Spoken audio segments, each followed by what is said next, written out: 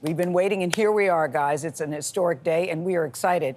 I know you are, too. Millions of Americans are already casting their ballots for what's likely to be a very, very, very close presidential race between two candidates with starkly different visions for this country. And we will have the breakdown. Our latest polls show Vice President Kamala Harris and former President Donald Trump basically tied in 7 key battleground states. We've got correspondents all across the country, so we've got you covered. And, of course, Tony anchoring our coverage from Florida. Tony, good morning.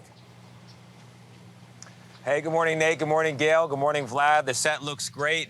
You look ready. America, she's ready, too. After one of the longest, most expensive, most unpredictable campaigns in American history, the people, they will now decide. The final votes of the 2024 election will be cast today, and that is what's happening behind me. The polls, they just opened in Palm Beach County. People started lining up 30 minutes ahead of time. And one of the candidates, by the way, former President Donald Trump, he just landed home only a short time ago after campaigning in Michigan. We're going to cover his election night event here in Florida later this evening.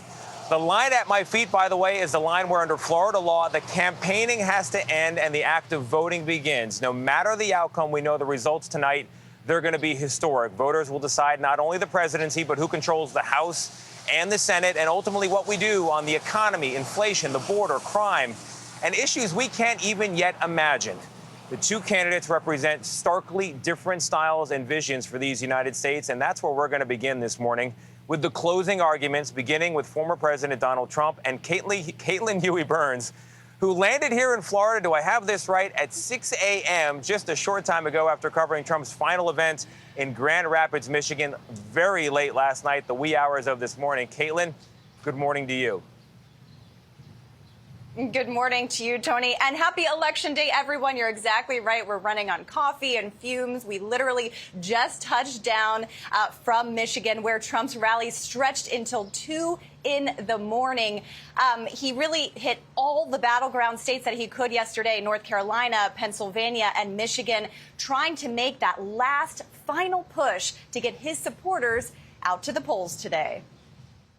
Think of it. This is it. This is the last one that we're going to have to do. Former President Donald Trump finished this campaign the way he did the last two, with a late-night rally in Grand Rapids, Michigan. Together, we will fight, fight, fight, and we will win, win, win. His last ever rally as a presidential candidate came after stops through North Carolina and Pennsylvania. We've been waiting for 4 years for this. After veering off message many times over the weekend, Trump gave his closing argument in Pittsburgh on the eve of the election. Vote for me and I will deliver rising wages, soaring income, and a colossal surge of jobs, wealth, and opportunity for Americans of every race, religion, color, and creed, every one of them. He leaned heavily into dark rhetoric on immigration, the centerpiece of all of his political campaigns and an issue he believes is bigger than the economy. The United States is now an occupied country, but it will soon be an occupied country no longer. November 5th, 2024 will be Liberation Day in America. And raised unfounded doubts about the election while urging his supporters to vote. I do believe it is too big to rig. I think it's too big to rig.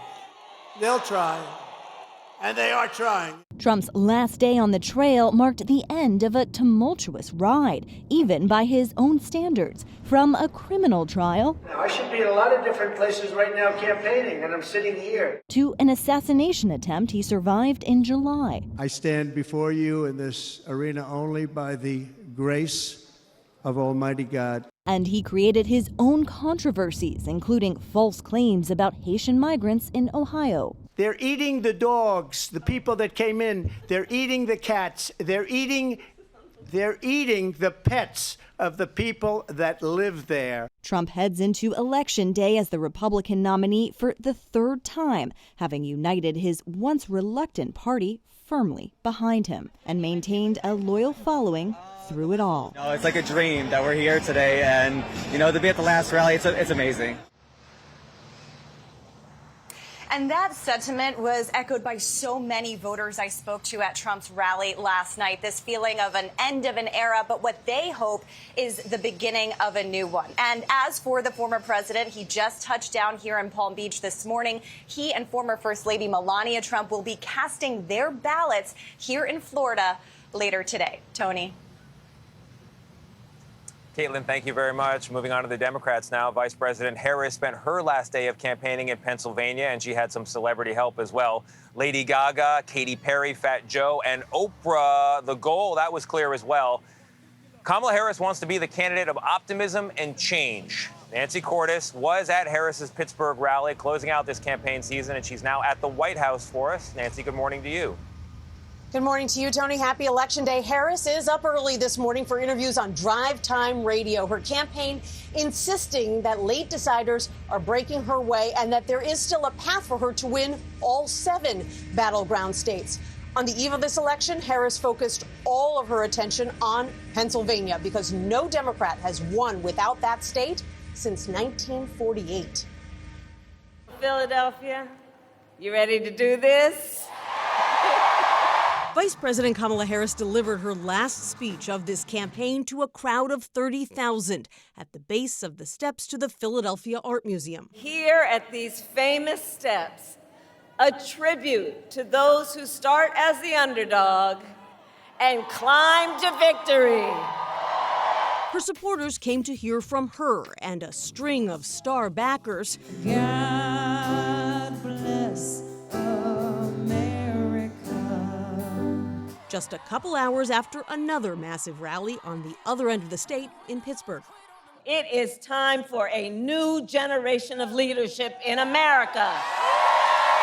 On her final full day of campaigning, Really? Hi. Harris was especially focused on Pennsylvania's Latino voters, with stops in Reading and Allentown. Can you feel it? We have momentum, right? Her campaign chair predicting this race is going to be incredibly close, and so it's really going to come down to mobilization. Happy canvassing! You got it! A reference to the campaign's aggressive get-out-the-vote effort, with volunteers knocking on 5 million doors in Pennsylvania alone. It's a huge operation for an accidental nominee. Harris thrust into the top spot about 100 days ago after the president was pressured by fellow Democrats to leave the race, following a disappointing debate performance in late June. It is my great honor to have Joe Biden's endorsement in this race. With Harris at the helm, crowd sizes suddenly surged, as did her poll numbers. When we fight, we win! As many voters clamored for more information, Harris scrambled to differentiate herself from President Biden. Under my economic plan, we will bring down the cost of housing. In her closing argument last night, Harris did not mention Trump once. Today, I see the promise of America in everyone who is here, in all of you. We are the promise of America. Now, the Harris campaign is stressing that we may not know the outcome tonight and that that's completely normal. Several battleground states take a while to report their results.